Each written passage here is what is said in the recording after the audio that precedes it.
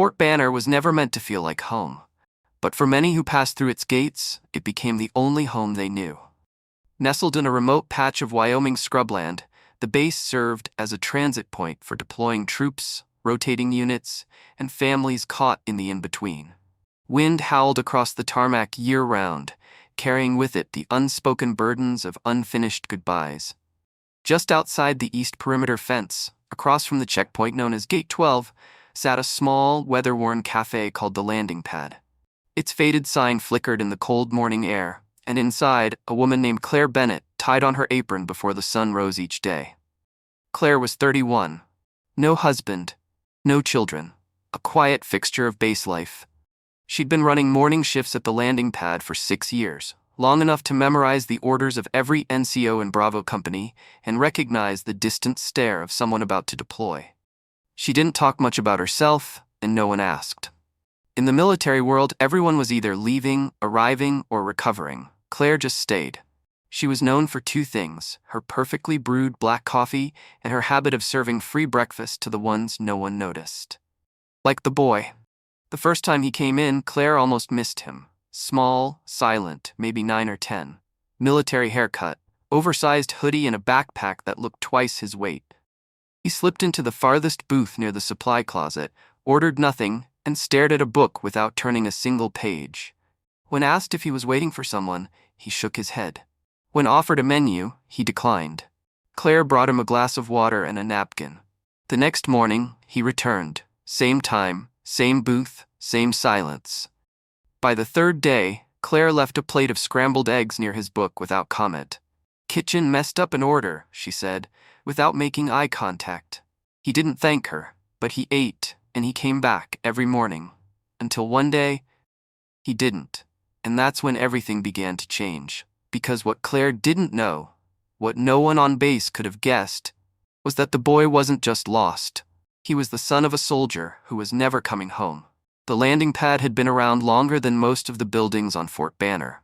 It started as a refueling station mess hall in the late 60s, converted to a cafe by a retired Air Force mechanic, and somehow surviving budget cuts, chain competition, and the unpredictable rhythm of military life.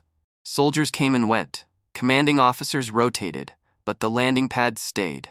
Inside, the decor was a mix of old service memorabilia and faded military posters. The air smelled of burnt toast and fresh brewed coffee. A corkboard by the entrance held pinned photos of local units, yellowing newspaper clippings, and the occasional thank you note scribbled on napkins. And behind the counter, every morning at 0500, stood Claire Bennett. She didn't wear a uniform, but she served just the same.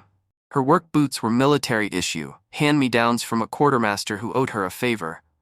And her apron, though civilian, was pressed with military precision. She spoke with a quiet cadence that made the most hardened staff sergeant lower his voice. Her hair was always tied back, her eyes always alert, and her movements efficient as a field medic. Claire had grown up around uniforms. Her father, an Army medic, died overseas when she was 16. Her mother passed 2 years later. With no siblings and no extended family, Claire drifted for a while, bartending in border towns, working odd jobs, sleeping in the back of her car some nights. Eventually, she found herself near Fort Banner, and the diner gave her something she hadn't realized she needed, a place to stay still. She didn't talk about her past. She didn't need to. The soldiers who came in recognized something familiar in her silence, the kind of stillness that comes not from peace, but from surviving chaos. The boy, on the other hand, was new. He started appearing in early November, always just after sunrise, always alone. He wore the same worn hoodie and carried the same bulging backpack, his shoulders hunched as if carrying something heavier than gear. He never made trouble. Never spoke unless spoken to. But there was a kind of tension in him, an alertness that Claire recognized instantly. He had the posture of someone who was trying not to be seen. Someone trained by circumstance, not intention. Claire didn't ask questions. She knew better. Instead, she just made sure there was always something hot waiting for him. A plate of scrambled eggs, a small bowl of oatmeal, French toast on Fridays, always placed quietly on the corner of the table. No conversation, no conditions, and he always ate, every last bite, not with joy, but with quiet desperation. Each morning, she watched as the tightness in his shoulders eased just a little, as his glances grew less suspicious, as his grip on the fork softened from clenched to casual. He never gave his name. But Claire didn't need it. She'd seen that look before. And in her bones, she knew this boy wasn't just hungry. He was waiting for someone who might never come home. By the third week, Claire had memorized the boy's habits as if they were part of the breakfast routine. He arrived at exactly 0645, rain or shine, with that same guarded look in his eyes and a book always tucked under one arm, though she never once saw him turn a page. He sat at the corner booth near the exit, close enough to keep an eye on the door, the window, and the whole room. Classic situational awareness. Claire had seen it in soldiers just back from combat. To see it in a child made her chest ache. She didn't ask where he came from, or why he was always alone. She just kept feeding him, and the boy kept showing up, until people started to notice. "Got yourself a little shadow there," said Corporal Jennings, one of the regulars, nodding toward the boy as he dug into his own plate of eggs. "Kid yours?" Claire only smiled. "Just making sure he starts the day with something warm." Jennings shrugged. "Better you than me. These days, you try to help a stranger and end up in a lawsuit." Others weren't so subtle. A contractor in a golf jacket muttered, "Playing social worker now?" loud enough for her to hear as she refilled his coffee. Still, Claire said nothing. She had learned long ago that kindness defended too loudly could sound like guilt to those who didn't understand it. But then came the manager. Todd Myers was former Air Force Supply, retired, rebranded as a small business owner. He was efficient, profit-focused, and proud that the landing pad turned a steady income despite its size. He noticed the free meals on the books. "Claire," he said one morning, motioning her into the back office, "we need to talk about the kid." She said nothing, just untied her apron and stood quietly by the filing cabinet. "I get it, you've got a big heart," Todd began. "But we're not a shelter. Food costs money. Optics matter. We've got service members in here who don't get anything for free, and here you are handing out meals like it's a soup kitchen." Claire didn't flinch. "I'll cover it, out of my tips." "Tips?" Todd raised an eyebrow. "Claire, you barely make rent." "It's my decision." He studied her. "You don't even know his name." "I don't need to." Silence hung between them like a closed door. Finally, Todd sighed. "Fine. 1 meal a day, you pay out of pocket, but if it affects your shift or if someone complains again..." "I understand," she said softly, tying her apron back on. She didn't expect gratitude from the boy. And he never gave any, at least, not in words. But Claire watched the way his shoulders relaxed more each day. The way he began to drink his orange juice slowly, instead of gulping it down like it might be taken away. The way he once, and only once, slid his empty plate slightly closer to the edge of the table, as if to make it easier for her to collect. It was enough. But then, one cold Thursday morning in December, he didn't come. Claire prepared his plate anyway. French toast, 2 slices. She waited. Nothing. The next day, the same. Then a week passed. 10 days. His booth sat empty. The plate returned cold. "That's what happens when you feed strays," Todd muttered under his breath as he passed, not unkindly, but with the assurance of someone whose cynicism had once again been proven right. Claire didn't argue. She just kept setting the plate down every morning, waiting, hoping, wondering if somehow, without knowing it, she'd let someone vanish who needed her more than she understood. By day 12, even the regulars had stopped asking about the boy. The booth sat like a monument to something unspoken, a small reminder that kindness often comes with no promise of return. Claire still placed a plate at his seat each morning, even as her co-workers exchanged glances and Todd rolled his eyes behind the register. She didn't care. Until the internet got involved. It started with a photo taken quietly by a customer and posted to a local Facebook group. Just a plate of food on an empty table, a caption scribbled in sarcasm, "Rosie's Cafe, now serving imaginary children with your tax dollars." The comments came fast and cruel. "Bet she pockets the food and sells the pity story." "Feeding ghosts? This isn't charity, it's delusion." "Next time a strange kid shows up, maybe call CPS instead of handing him pancakes." Claire didn't even have a social media account, but Kathy, the line cook, showed her the post during a lull between breakfast and lunch. "You should see what they're saying," Kathy murmured, handing over her phone. Claire didn't flinch. She simply scrolled for a few seconds, her face unreadable, then handed the phone back and returned to refilling coffee. But something inside her wavered.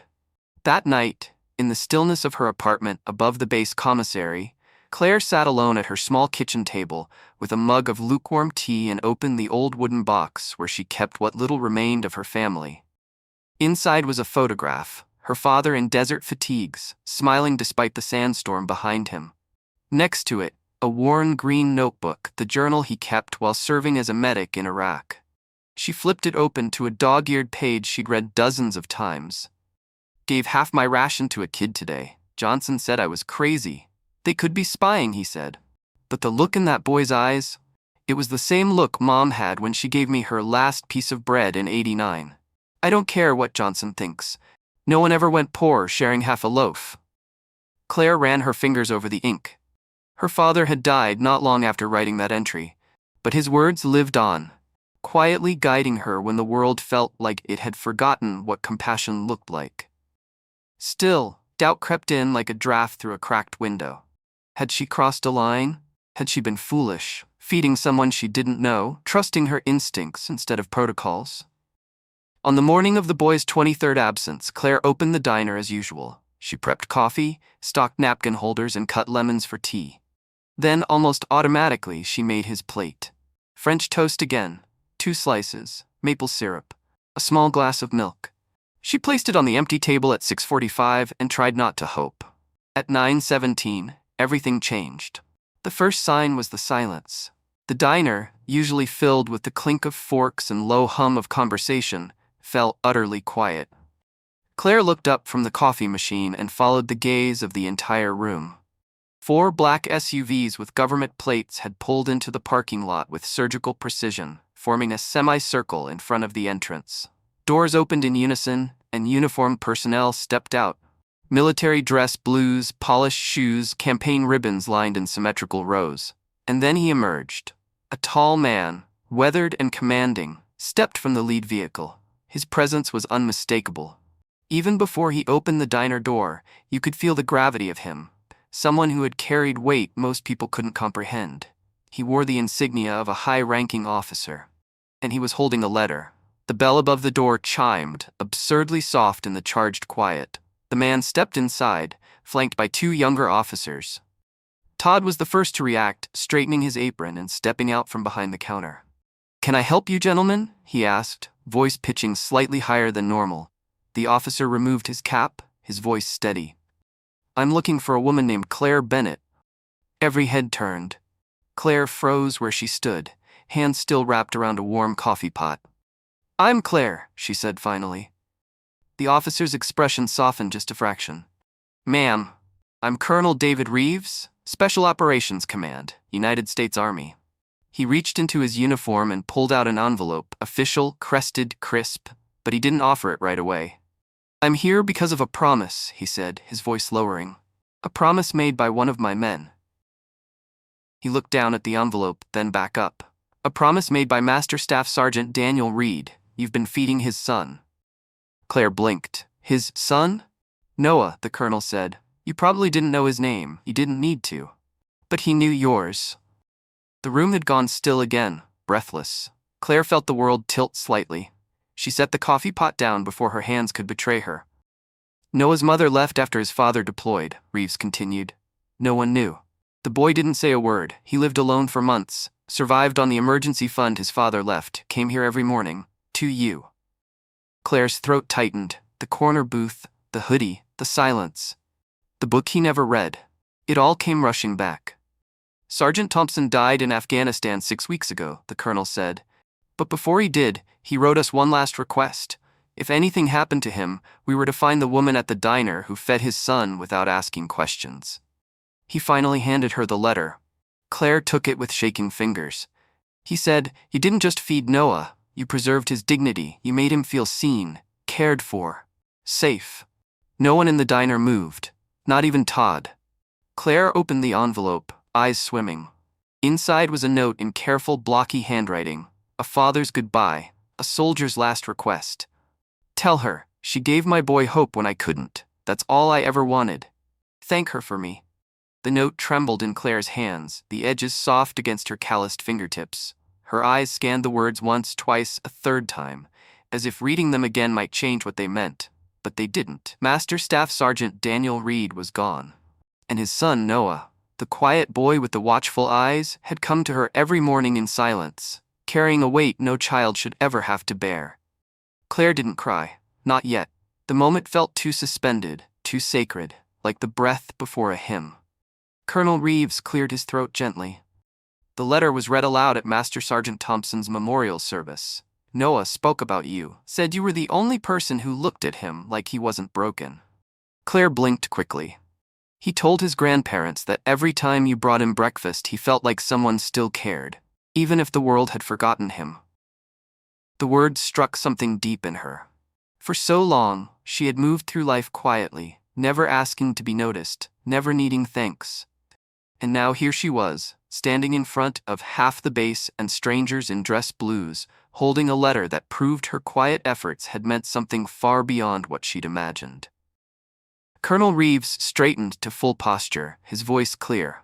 Miss Millers, on behalf of the United States Army Special Operations Command and the family of Master Staff Sergeant Daniel Reed, we thank you for feeding a soldier's son, for restoring dignity without demanding answers, and for reminding all of us what real service looks like. Then, in front of the entire diner, customers, staff, civilians, and military alike, he stepped back and rendered a formal salute. A heartbeat passed. Then the two junior officers flanking him followed suit, their movements precise. Outside, through the glass, the remaining soldiers beside the SUVs came to attention and saluted as one.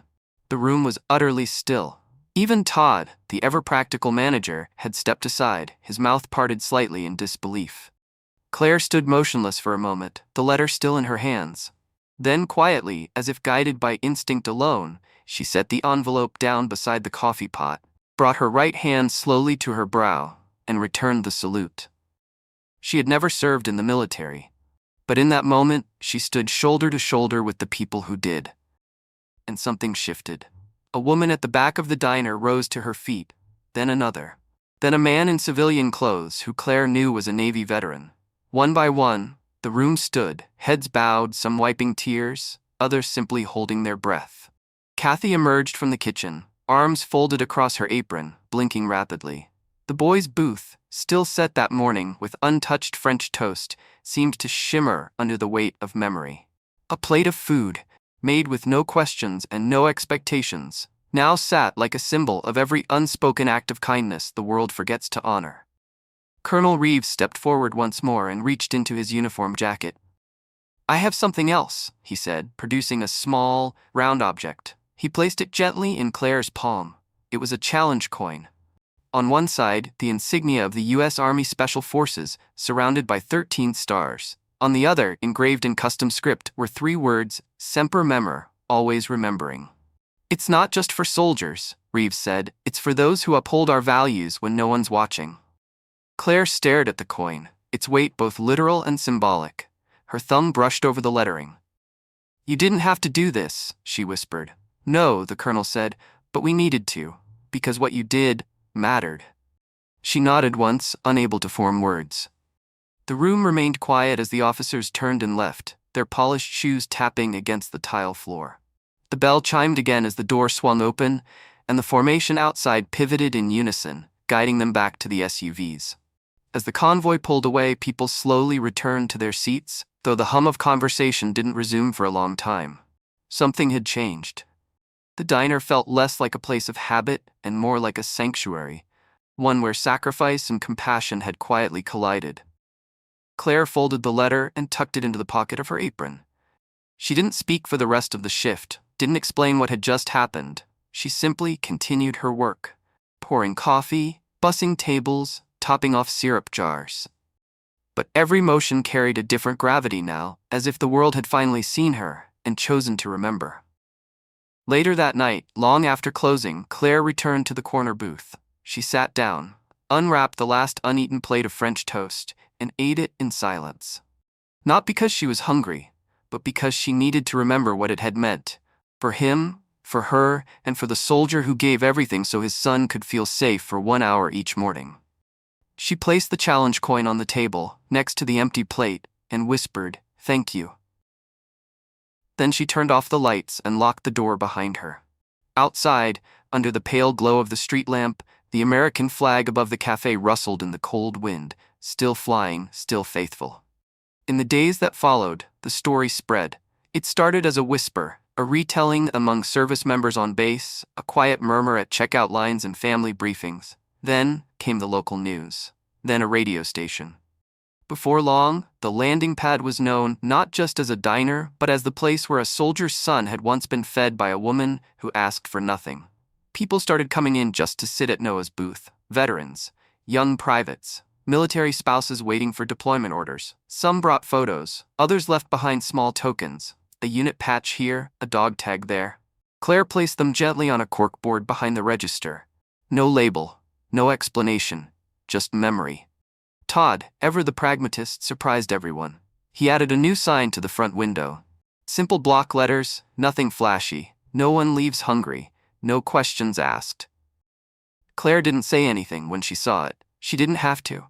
The way she touched the frame, just briefly, fingertips resting on the glass, said everything. One morning, a woman in uniform came in with her 2 children. She ordered coffee and sat in silence, staring at the empty booth. Before leaving, she approached Claire. "My husband deploys next week," she said, eyes glassy. "I was scared to tell my kids, but I showed them the article about you, about Noah. It helped." Claire nodded, the weight in her chest both heavy and warm. "Tell them," she said softly, "that someone will always notice, even when it feels like no one's watching." By month's end, Claire's corkboard had turned into a collage of gratitude. Soldiers passing through left behind notes, messages, drawings from kids. It was quiet, humble, exactly how Claire liked it. But at the heart of it all was still that one plate of French toast. Still warm in memory, still served without conditions. And each time Claire tied her apron in the dim morning light, she carried one truth with her like armor. She may have only fed a boy, but in doing so, she helped carry the weight of a warfighter's final wish. And somehow, that made all the difference. 3 months after the military convoy visited the landing pad, Claire arrived for her morning shift to find something unexpected resting on her station. A small velvet box. No note. No one in sight. Inside it, resting on dark fabric, was a polished silver coin, distinct from the Special Forces challenge coin she kept in her apron pocket. This one bore the insignia of the Department of Defense on one side and on the other, a simple engraving. For service beyond the uniform. Tucked beneath it was a folded slip of paper, handwritten in careful, youthful block letters. "I'm doing okay. Grandma made pancakes this morning. Not as good as yours. Love, Noah." Claire held the note for a long time, then placed the box beside the register, next to the corkboard, overflowing with other tokens left behind by passing soldiers. She didn't cry. Not because she wasn't moved, but because something in her had already healed. In the months that followed, the booth where Noah once sat became known as Table 4. Unofficially, it belonged to no one and everyone. A place where parents deployed overseas knew their children could sit and be seen. A place where strangers were reminded that kindness, real kindness, doesn't demand explanation. Claire never became famous. She didn't write a book. She turned down every interview that came her way. But soldiers kept coming, stories kept growing. And every so often someone, usually quiet, usually tired, would sit in Table 4, order nothing, and stare out the window. And Claire would bring them a plate. No questions, just food. And maybe if they stayed long enough, she'd whisper something like, "Same as always, sweetheart." Because in a world that often forgets the small, unseen acts that hold it together, Claire Bennett became a living reminder that you don't need a uniform to serve. And you don't need a name to be remembered. All you need is to care when it matters most. And sometimes that's enough to carry someone through the darkest of mornings. Sometimes the greatest acts of service don't happen on the battlefield. They happen in silence, across a diner table, in the hands that serve without asking why. If this story moved you, leave a comment below and tell us. Have you ever witnessed a quiet act of kindness that changed everything? We'd love to hear your story. Type "Honor lives here" in the comments if you believe small actions can carry the weight of a soldier's final wish. If you want more true stories like this, about sacrifice, dignity, and the humanity behind the uniform. Like this video, subscribe, and share it with someone who still believes in the power of quiet goodness. Because in a world full of noise, sometimes the softest voices speak the loudest. We'll see you in the next story.